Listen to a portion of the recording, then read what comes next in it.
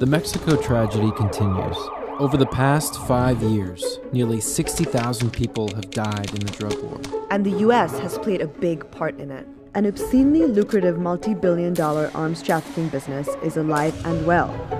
These powerful weapons are being bought in the United States and end up in the hands of ruthless drug lords.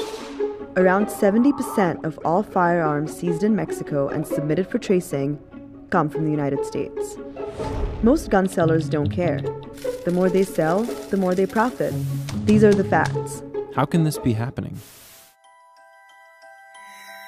Mr. X is looking to make a quick and dirty buck, not caring how he does it or for what purpose. He just wants cash. Mr. X knows that there are several gun dealers in U.S. border towns. He knows that he can pass a background check and get 10 or 20 guns in one transaction. Mr. X goes into the dealer and comes out heavily loaded, armed to the teeth as if going to war. These are not hunting guns. These are AK-47s, AR-15s, and other military-style weapons, many made in Eastern Europe. At the parking lot, Mr. X sells the gun to Mr. Y. Easy, quick transaction. Mr. X comes back often. Weekly, monthly. His business booms, Mr. Y's business booms, and the drug business booms. How do they get away with it? Arms traffickers know that in the US, there are lax gun control laws on the books. Minimal enforcement.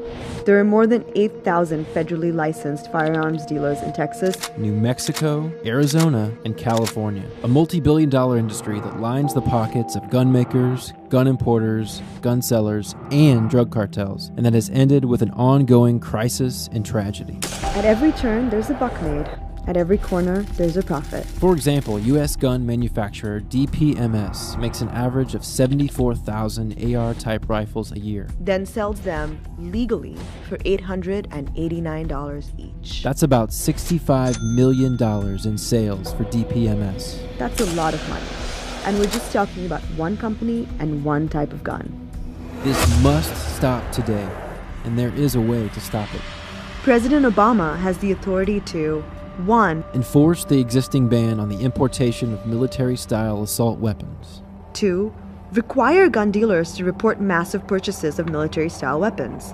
3. Tighten enforcement along the border, where the bulk of weapons are smuggled into Mexico. It's now up to you to tell President Obama he must act. Our petition demands action.